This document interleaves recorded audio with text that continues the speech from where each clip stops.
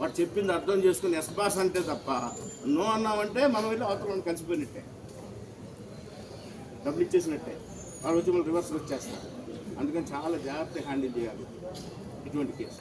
ఒకసారి రాత్రి 12 గంటలకు ఫోన్ చేసి ఇంకా రాలేదండి అని చెప్పేసి నేను చెప్తున్నా, వింటలేదండి. ఎంత డబ్బైనా పర్లేదండి, ఆమె ఎంత డబ్బు ఇస్తారు.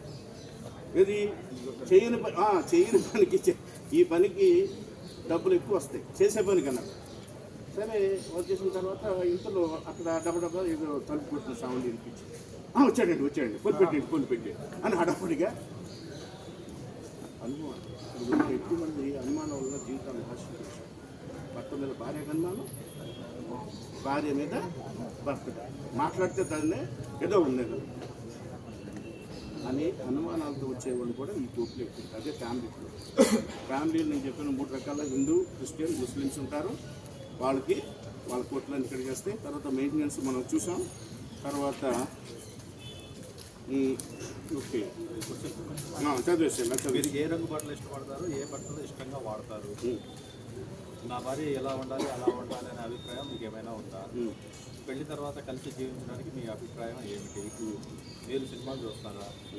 నేను పూర్తిగా క్రైస్తవ ఆధారంగా పెరిగాను, సినిమాలు తెలియవు, ఇంకా చూడను కూడా. అది మీకు ఇష్టం. హిందూ ఆచారాలు చేయను, మీకు ఇష్టమైన. కొంతమంది అదో ప్రాబ్లం. హిందూస్కి క్రిస్టియన్ మీరు అడిగి కదా ఎందుకు క్రిస్టియన్స్కి పెళ్లి చేస్తే ప్రాబ్లం.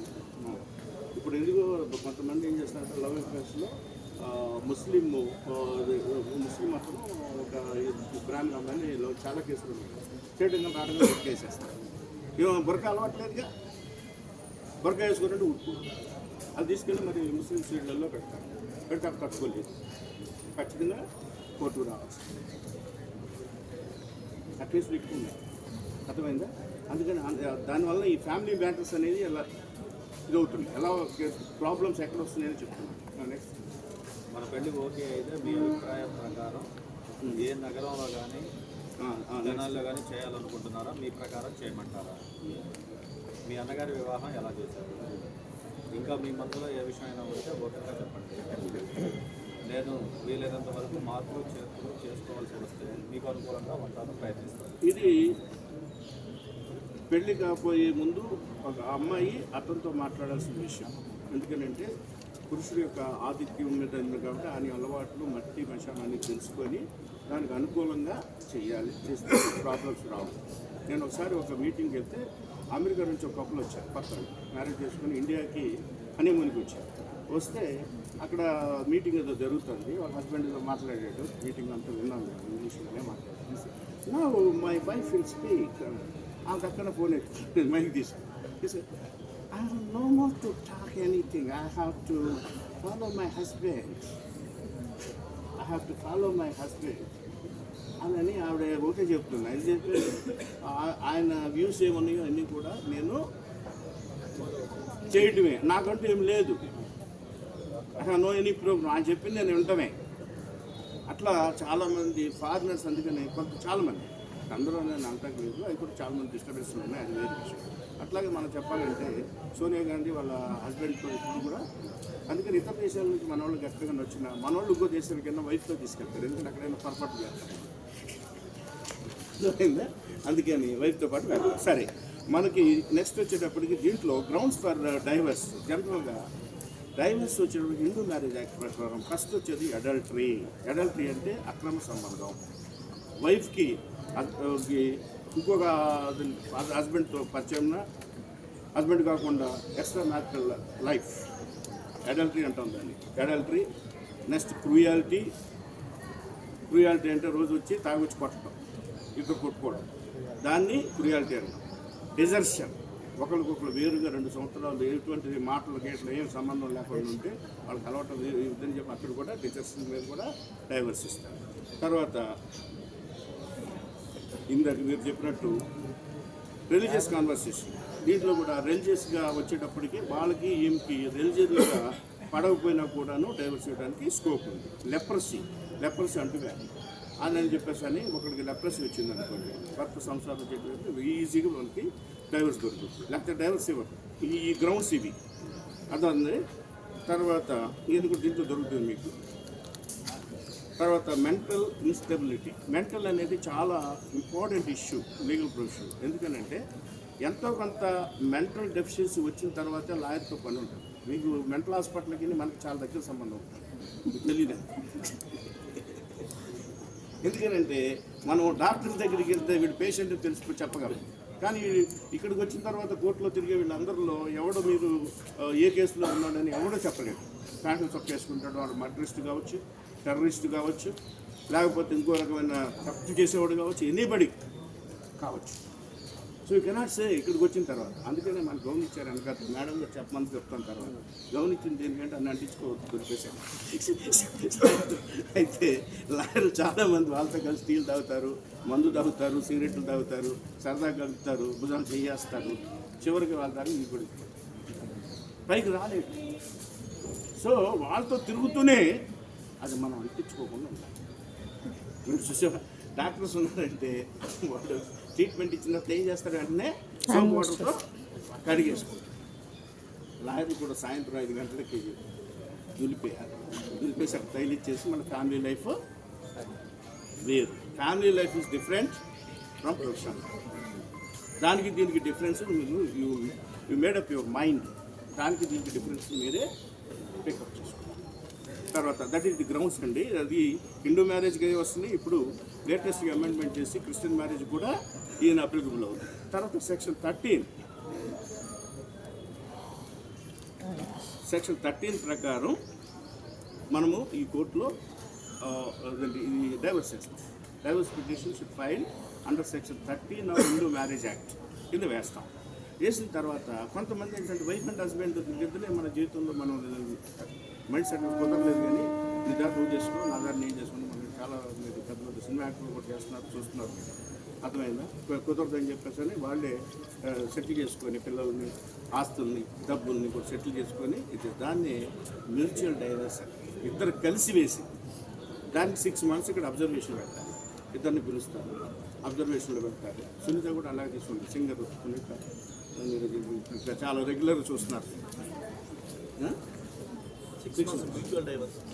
మ్యూచువల్ డైవర్స్కి 6 months చేసి పిలుస్తారు. మళ్ళీ ఏమైనా కలుస్తారేమో అని, కలవడానికి అవకాశం ఉందా మాట్లాడుతూ చూస్తారు కదా. ఇంక తర్వాత లాభం లేదని చెప్పేసి వాళ్ళిద్దరికి డైవర్స్ ఇస్తారు. ఓకేనా? తర్వాత క్రిస్టియన్ మ్యారేజ్ యాక్ట్లో చాలా ఇంపార్టెంట్ ఇష్యూ ఏంటంటే, మెయిన్ మొన్నటి దాకా మనకు ఉన్నది ఏమిటంటే క్రిస్టియన్ మ్యారేజ్లో ఇండియన్ డైవర్స్ యాక్ట్ ఆఫ్ 1869 దీని ప్రకారం ఇస్తారు. ఇక్కడ డైవర్స్ దీంట్లో ఓన్లీ అడల్టరీ మాత్రమే గ్రౌండ్. మెయిన్ గ్రౌండ్ ఏంటంటే అడల్టరీ. ఎందుకంటే వాళ్ళు బైబిల్ ప్రకారం, దీంట్లో కూడా యాక్ట్లో కూడా ఉంటుంది, బైబిల్ ప్రకారమే. మీరు కావాలంటే గూగుల్లో వచ్చి చెక్ చేసుకోండి. బైబిల్ ప్రకారమే వాళ్ళకి ఏం చేస్తారో, ఒకసారి మ్యారేజ్ అయిన తర్వాత అంతకుముందు ఏదైనా వాళ్ళ క్యారెక్టర్లో ఏదైనా బ్యాడ్ ఉన్నా కూడా మీరు పెళ్ళైన తర్వాత ఆ రోజు నుంచి కొత్త లైఫ్ని స్టార్ట్ చేయాలి అని ఈయన దాన్ని వదిలేసేయమని ఆ కేసు కూడా అటువంటి కూడా చేశారు. మ్యారేజ్ అయిన తర్వాత ఫస్ట్ వాళ్ళు ఇద్దరు కలిసి ఏదైనా ఉందని అద్దరు కూర్చొని నీకు ఎవరు బాయ్ ఫ్రెండ్స్ ఉన్నారా అని అడిగింది. నీకు ఎవరికన్నా బాయ్ ఫ్రెండ్స్ అని చెప్పేసి కుర్రాడు అడిగాడు. అడిగితే నాకేం అర్థం కాదు. బాయ్ ఫ్రెండ్స్ ఉంటుంది, కాలేజీలో జనరల్గా ఉంటారు కదా బాయ్ ఫ్రెండ్స్. ఈ మధ్య అసలు గ్యాంగ్ మెయింటైన్ చేస్తుంది. ఫ్రెండ్స్ వేరు, లవర్ వేరు, పెళ్లి చేసుకునేది. అట్లా సమ్ పీపుల్ అంటే అందరూ ఉంటారు నేను అన్నాను, బట్ అటువంటి వాళ్ళే వస్తారు. ఇటువంటి వాళ్ళు కూడా ఉన్నారా అని చెప్పేసి మీరు వాళ్ళ గురించి వాళ్ళతో కంపేర్ చేసుకోకూడదు, కంపేర్ చేసుకోకూడదు. అటువంటి వాళ్ళే మన దగ్గరికి వస్తారు. డాక్టర్లకి రకరకాలైన జబ్బులు వస్తేనే డాక్టర్లు అవసరం. లాయర్లకి రకరకాలైన అది మీ లైఫ్తో పోల్చుకోకూడదు. ఇట్లాంటి వాళ్ళు కూడా ఉంటారు. ఎంత భయంకరంగా కూడా ఉంటాయి ఇష్యూస్ అని బ్రాడ్ అవుట్లుక్లో చూసి దానికి రెమెడీ ఏంటి, మనం ఏ కోర్టుకి వెళ్ళాలి, ఏ స్టేషన్కి వెళ్ళాలి, లేకపోతే నువ్వు ఆయన పిలిపించైనా సెటిల్ చేయగలవా, ఏం చేయాలనేది అది మన మూడో వాళ్ళు కూడా ఎవరికి కూడా చెప్పకూడదు. చాలా కాన్ఫిడెంట్గా ఉంచాలి. ఆ ఇష్యూస్ అంత భయంకరమైన ఇష్యూస్ కూడా మీరు చూస్తారు. ప్రొఫెషన్ మీద నిలబడింది మీరు పైకి రావాలనుకున్నాడు ఎంతమంది ఉన్నారు ఇక్కడ? ప్రొఫెషన్ మీద వాళ్ళు అవుతారా మీరు కదా? సరే, ఓకే. అయితే మా ఆఫీస్తో ఇది ఉంటే మేము చెప్తాం, టిప్స్ చెప్తాం. చాలా ఈజీగా ప్రొఫెషన్లో స్టాండ్ అవుతారు.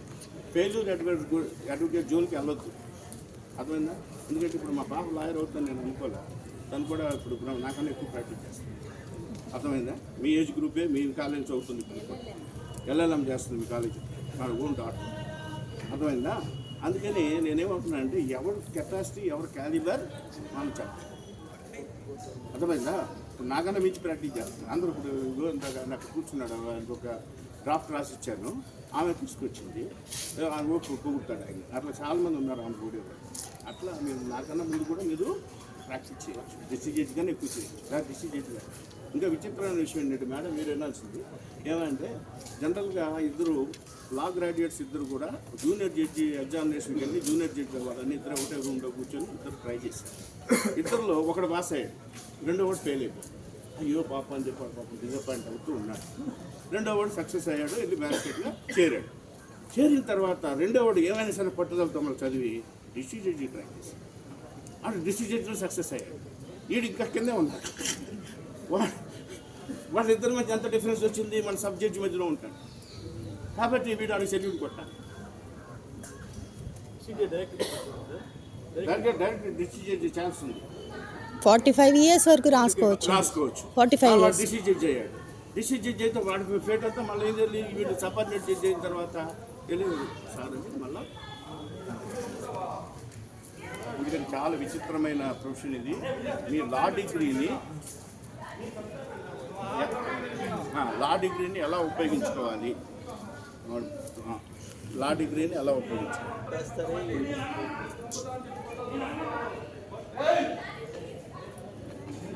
వాళ్ళు ఎవరై ఉంటారు చెప్పండి. కాదమ్మా, నేను చెప్తాను. నేను వాళ్ళ ముఖం చూసి చెప్పొచ్చు, సైకాలజీ ఉండాలి. నాకు తెలిసినంత వరకు ఆ అమ్మాయిను ఆడ వెళ్ళిపోయేవాడు ఇద్దరు వైఫ్ అండ్ హస్బెండ్ అమ్మా. ఇదేమో ఆడ బ్రదరు ఫాదర్ అమ్మాయి వాళ్ళ ఫాదర్ డిస్టర్బ్ చేస్తున్నాడు అంట ఫ్యామిలీ. ఫాదర్ మేబీ కానీ అమ్మాయి తల్లి కూడా అది సార్, ఇది పరిస్థితి కోర్టులో. అందుకని నేను ఇందాక మనం చెప్పాను చూసారా, ఈ డిఫరెన్సెస్ రావడానికి కారణం ఏంటంటే వైఫ్ అండ్ హస్బెండ్ మధ్య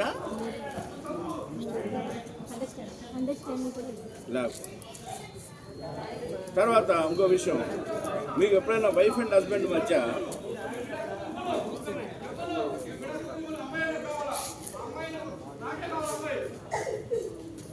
ఫాదర్ వైఫ్ అండ్ హస్బెండ్ మధ్య ప్రాబ్లం. అందుకని ఇంకోటి కూడా ఏమిటంటే అతనేం చేస్తాడంటే మీ వల్లే ప్రాబ్లం మా వాళ్ళు చెప్తున్నాడు. వైఫ్ హస్బెండ్ బాగానే ఉంటారు, మధ్యలో థర్డ్ పార్టీ ఉంటేనే ప్రాబ్లం అవుతుంది మనకి. మైండ్ సెటప్స్ కలవలేదు, మనుషులు అయితే కలిపారు పెళ్లి ద్వారా, మనుషులు కలవలే. ఏంటి ఇప్పుడు ఎన్టీ రామారావు గారికి మనుషుల దగ్గర ఉన్నాయి, మిగతా ఆటంకాలని కట్ చేసేసాం, అర్థమైందా? అదేవిధంగా సానియా మీర్జా విషయం కూడా అంతే, సెటిల్ ఆడుతుందే సానియా మీర్జా. ఆమె వద్దమ్మ పెళ్లి చేసుకోవద్దు, పాకిస్తాన్ అని చెప్పి ఇంటర్వ్యూ టీవీలో కూడా చూస్తుంటారు చాలా మంది, నేనే మాట్లాడింది. అయితే అది చెప్తే వినలా, ఇప్పుడు ఏడుస్తుంది. ఆ పాకిస్తాన్ షోయబ్తో వద్దమ్మా అంటే వినలా, ఇప్పుడు బాధపడుతుంది. వద్దమ్మా మనకు అదే అంటే వినలా, ఇప్పుడు వరి అవుతుంది, పిల్లలు పుట్టి. అందుకని ఒక్కోసారి కొన్ని సర్కమస్టెన్సెస్ అట్లా మీదకి వచ్చేస్తాయి. అందుకని వీళ్ళిద్దరికి లైఫ్ ప్లాన్ ఆఫ్ యాక్షన్ ఉండాలి. ఇప్పుడు కొంతమంది ఇప్పుడు ప్రీవియస్గా ఉన్న వాళ్ళు 90 years 95 years ఉన్న వాళ్ళు వైఫ్ అండ్ హస్బెండ్ ఒకళ్ళొకరు చేయి పట్టుకొని ఇచ్చేసేవాళ్ళు ఉన్నారు, ఒకరికొకరు భోజనం పెట్టుకునే వాళ్ళు కూడా ఉన్నారు. మనం చూడొచ్చు మార్నింగ్ 5 o'clock. ఆ లవ్ అండ్ అఫెక్షన్ ఇప్పుడు లేదు, ఆ లవ్ అండ్ అఫెక్షన్ లేదు, అది చాలా తగ్గిపోయింది. దాన్ని మళ్ళీ మనం ఇది చేయాలంటే ఇటువంటి ఏదో చేయాలి. సరే ఎనీహౌ, ఇప్పుడు ఇంకో విషయం కూడా ఇక్కడ ఏమవుతుందంటే, ఇక్కడ ఇంకొక రకమైన కేసులు కూడా వస్తాయి. ఏమవుతుందంటే చాలామంది వైఫ్ హస్బెండ్ మధ్య ప్రాబ్లమ్స్ వచ్చినప్పుడు వీళ్ళిద్దరి మధ్యలో ఖాళీగా ఉన్నారని చెప్పేసి ఈ అమ్మాయి ఇంకొక అతన్ని చూసుకోవడము, లేకపోతే అతను ఇంకొక అమ్మాయిని చూసుకోవడం అనేది కూడా జరుగుతుంది. వాళ్ళు కూడా కోర్టు దగ్గరికి వస్తారు, దూరం ఉంటారు, ఎవడు ఖాళీగా ఒకసారి ఒకసారి నేను ఇక్కడే కోర్టులో అక్కడికి వెళ్ళిన తర్వాత అమ్మాయిని పిలిచారు, అబ్బాయిని పిలిచారు. ఇద్దరు పాపం ఏమో అదేంటి ఇది వినయంగా చేసి పట్టుకొని అట్లా నిలబడి ఇది చేస్తే ఏమయ్యా 20,000 మెయింటెనెన్స్ ఇవ్వాలి పెండింగ్ ఉంది, కట్టవు డబ్బులు కట్టకపోతే ఎట్లా బతుకుద్ది, తిండంటే ఇదేంటి అది నేను తిట్టాడు చేసి. సరే అట్లా తీసి జేబులో 5,000 10,000 ఇచ్చాడు. అది తీసుకొని కిందకు వచ్చేసి వాడు వేరే వాడు ఉన్నాడు రెడీగా, వాడు మా మోటార్ సైకిల్ ఎక్కుంటాడు. అవునంటే వీడు వచ్చి లాయర్ గారు వాడానండి తీసుకెళ్తాడు, సినిమాకి వెళ్తాడు అనమాట. నేనేం చేయాలి, అక్కడ డబ్బులు తీసుకుంది పైన, అవి ఎక్కువ జరుగుతుంది. అందుకని మనం ఏం చేయలేము, అర్థమైందా? అందువల్ల అట్లాగే ఈ యొక్క జెంట్స్ కూడా అలాగే ఉన్నారు. ఎవడు విజయ్. అందుకని ఎక్స్ట్రా మ్యారిటల్ అఫేర్స్ ఎప్పుడు ప్రాబ్లమ్స్కి. అయితే అంత మాత్రం వైఫ్ హస్బెండ్ ఇద్దరు కలిపే విషయంలో కూడా వాళ్ళిద్దరే ఒక అండర్స్టాండింగ్కి వస్తే తప్ప వేరే వాడు కనుక ఇంటర్ఫియర్ అయ్యింటే ప్రాబ్లం. మీకు ఇంకో విషయం ఏంటంటే ఇక్కడ వైఫ్ అండ్ హస్బెండ్, వైఫ్ ఉంది, వైఫ్ హస్బెండ్ కాకుండా ఇంకొక అతన్ని ఇది చేస్తున్నాను ఇల్లీగల్గా, అతను ఏమంటారు, మన లీగల్ టర్మ్ ఏమంటారమ్మా, అతన్ని ఏమనంటారు, వాళ్ళిద్దరు రిలేషన్ ఏమంటారు, ప్యార్ మదర్ అంటారు. అదేవిధంగా ఒక అతనికి వైఫ్ కాకుండా ఇంకొక ఆవిడతో సంబంధం ఉంది, ఆమె ఏమంటారు, వాళ్ళిద్దరు రిలేషన్ ఏమంటారు, కాంకుబాయన్. ఇంకో దాన్ని పెట్టుకొని ఉన్నాడంటే కాంకుబాయన్. అర్థమైంది? అయితే కాంకుబాయన్కి చట్టం ప్రకారం వాళ్ళకి రైట్స్ రావు, కానీ ఇక్కడ చట్టంలో రైట్స్ రావు, కానీ ఆ పిల్లలు పుట్టారు, వాళ్ళు illegitimate children, they are also entitle for maintenance and also they are entitle for వాళ్ళకి రైట్స్ వస్తాయి మనకు. ఎందుకని వీళ్ళిద్దరికి ఇదైపోయి పిల్లలు పుట్టించవచ్చు, కానీ పిల్లలు రోడ్ల మీద తిరగకూడదని చట్టంలో అది కూడా ఇదే చూస్తారు, పిల్లలతో పాటు వస్తారు. ఇది illegitimate children also eligible for maintenance, వాళ్ళకి ఫుడ్, క్లోతింగ్, తర్వాత మెడికల్ ఎక్స్పెన్సెస్, తర్వాత school fees and everything, books అన్నీ ఉంటాయి కదా, అవన్నీ కూడా ఇవ్వాల్సి ఉంటుంది.